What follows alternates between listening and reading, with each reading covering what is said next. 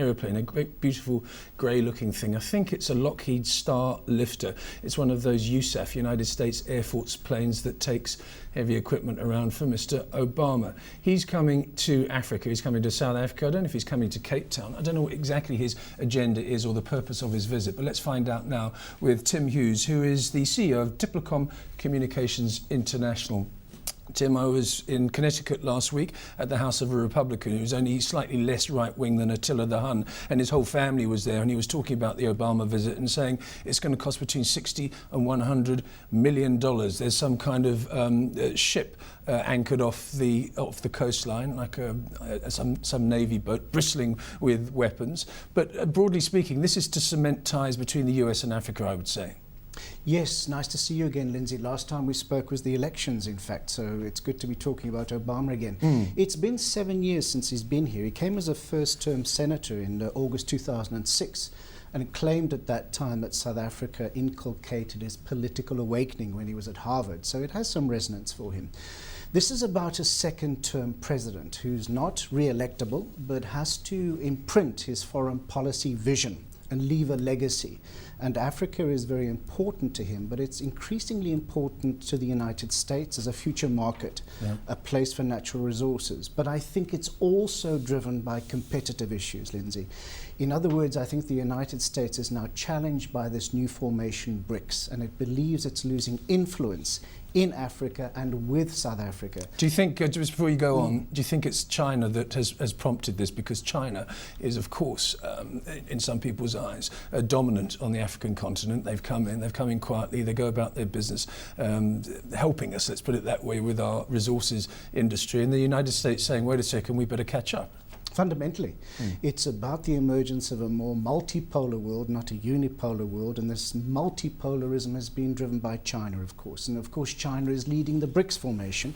And South Africa itself, in its foreign policy declarations through the White Paper, the Minister of International Relations has said that South Africa's foreign policy orientation is increasingly towards BRICS. And in fact, although it said we're not scaling down relations with the EU and the United States, it's a zero-sum game in this instance, and therefore I think the United States feels challenged by the new BRICS formation and South Africa's role in it. Does Africa like the United States? Does Africa like Obama? Because there was this little diplomatic spat about Mr. Obama, President Obama, coming to Cape Town and getting freedom of the city, which was something that the DA wanted, I think. And because of certain sectors of the community saying, no, look at the US foreign policy, we don't want this man here, he shouldn't have the freedom of our city. And I think they've got a point to a certain extent. And Mr. Obama, President Obama, sidestepped it neatly and said, well, I'll get someone to accept this award on my behalf. So is there a love-hate relationship between the two of us? Yes, I think globally there's a bipolarity about the United States. I think there's concern about the United States foreign policy, its interventionism, its role in Afghanistan, more particularly Iraq, possibly in the Arab Spring, potentially in Syria, and yet it remains an aspirational country. For many Africans, it always remains the #1 choice for immigrants. So there is a degree of bipolarity. I think there's more affection towards the United States, or more respect in a certain respects than affection with regard to foreign policy. And I think Obama is here on a charm offensive for the United States. It's also a commitment that he made when he became president to recalibrate the United States' relations with Africa, with the Middle East, and with the Islamic world. It's a state visit, so he'll presumably be meeting President Zuma, whether it be in Cape Town or whether it be in Pretoria. What do you think the conversation might be? It's interesting, when he came in 2006, he was essentially boycotted. He was boycotted by the government at that time. He raised concerns and questions about HIV/AIDS, interestingly enough, and on those grounds he was boycotted. In fact, Parliament failed to meet him. They were due to have lunch with the Foreign Affairs Committee. What a faux pas that was. With hindsight, it was a terrible gaffe at the time, but it's left a very bad legacy, and it's difficult, I guess, to build those bridges. So I think that the relationship is now somewhat different, South Africa having made its progress on HIV/AIDS. But I think there's a concern from the United States, a broad concern from the United States about South Africa's role globally and more particularly in Africa. And if we look at where there's if you like, a concordance of interest, The United States' critical interest is resources and energy.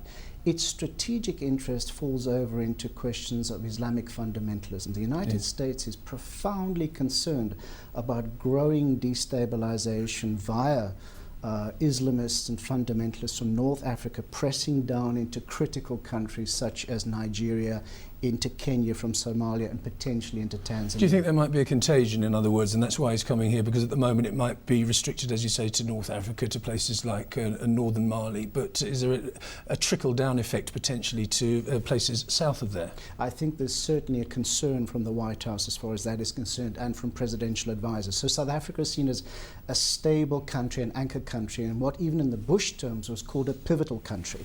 And therefore you need to maintain solid relations with South Africa to maintain stability within sub-Saharan Africa. What about trade? Because they are a big trading influence on Africa, so there must be something about AGOA, for example. There must be some kind of potential re-signing or extending of that treaty. Is that going to be on the agenda? Absolutely is, because the trade relationships, South Africa's trade relationships, are all up for discussion now. The EPAs have been up for discussion. The TDCA with Europe is up for finalization next month.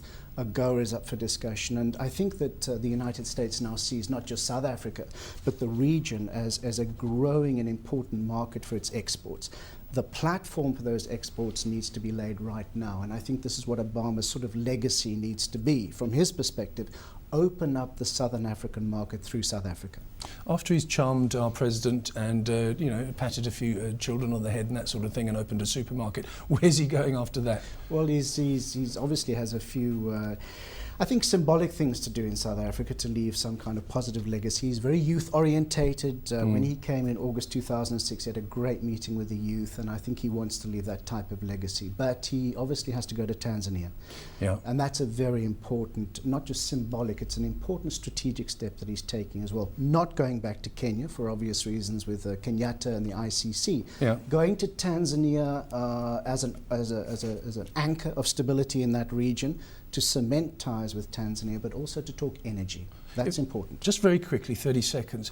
If this were his first term, with what's going on in the United States at the moment, do you think that he would have come here with a price tag of 60 to 100? Is this because it doesn't matter? Not a chance. He's not accountable anymore. He's done the domestic stuff. He'll leave the domestic legacy to his successor. He is now trying to create his foreign policy legacy.